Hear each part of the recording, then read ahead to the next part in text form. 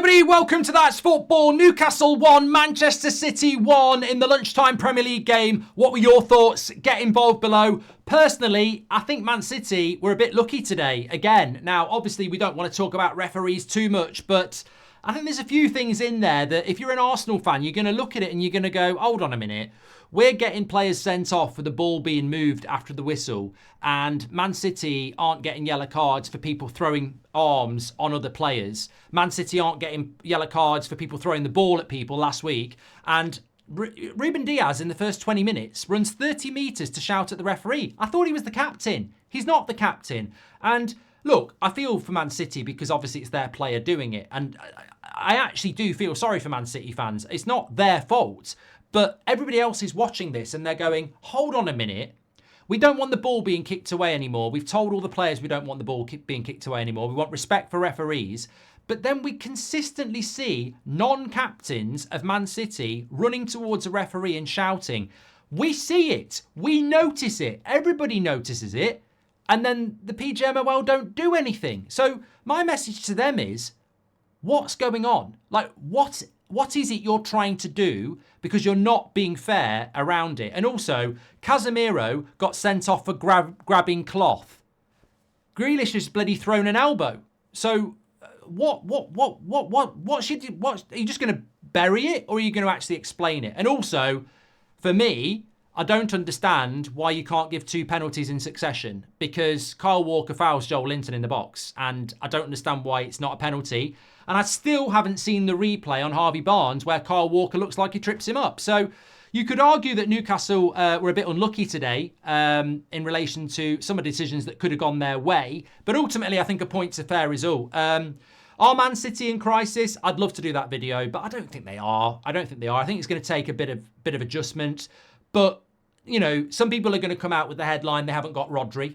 But Newcastle didn't have Isak and they didn't have Botman, and they haven't got Botman till Christmas, and they still find a way. And I think Man City will find a way without Rodri. But that's my definition of, like, Newcastle didn't have a striker today and they've got no Botman and they find a way. You're not really finding a way without Rodri and De Bruyne when you're bringing Foden, Doku and Savio off your bench. I mean, you know, they're not bleeding poverty, Man City, are they? They've got an amazing squad. And Rodri being out, despite him being the best holding midfielder in the world, is not going to stop them being favourites in my eye. We know that Man City drop points in the autumn. They always do. And I'm sure they will drop points again before Christmas. It makes the title race a bit more interesting, and I think that's the best we can hope for. I still think Man City will be favourites. I still think they're a fantastic side. I think Newcastle at St James's Park deserve massive credit. I always say never count Newcastle out and never write them off at St James's Park. I did. I thought Man City would win today. I thought it was the sort of game where you don't keep Haaland quiet, and they did. They kept Haaland quiet. I mean, the goal was Vardiel. I want to shout him out. I think what Pep's done with Vardiel at left back is incredible because he's not a left back. But also, I think that the way that he's got, I'd say over the last 8 months, the amount of goals that Vardiel has scored that have been key goals is incredible. And, you know, how many goals does Andy Robertson score? How many goals does Luke Shaw score when he's fit for Manchester United? How many goals do the best left backs in the league actually score? And yet Vardiel scores bloody loads. So we shouldn't dismiss that. I think it's fantastic. The squad depth of Man City is incredible. I don't think they're in crisis. I think they're going to be right involved in this title, and I still think they'll win it. But if the title race gets interesting, that's to the benefit of the Premier League. So, you know, I'm glad that Newcastle got the point today. I think a point was the right result. I think when the team news came out and you've got no Isak and Wilson's injured, you know, I look at Newcastle this season and I think it's going to be a battle. It's well documented the amount of injuries that Chelsea and Man United had last season, but so did Newcastle. And here we are in a new season and they just haven't got the squad. They haven't got the squad that Chelsea or Man United have got. You've got no Isak, you've got no Wilson, Botman's out, you're playing Dan Burn at centre-back. He's an honest player, but he got spun like a bottle top by Vardiel and, you know, Haaland got away from him a few times. So I think if you're Newcastle, you'd be very happy to respond from that Fulham beating last week, and it was a beating with a point against the best team in the league. As for Man City, I think they've got a good run of fixtures now. From what I remember, I think they've got 3 or 4 games where they can probably get a bit of momentum going. They need that. They need a bit of momentum. They need to start adjusting to no Rodri because it is a loss, but they will. They'll come again, and I don't think today was anything to do with Man City being rattled by the Arsenal game or anything. I just think Newcastle is a very difficult game.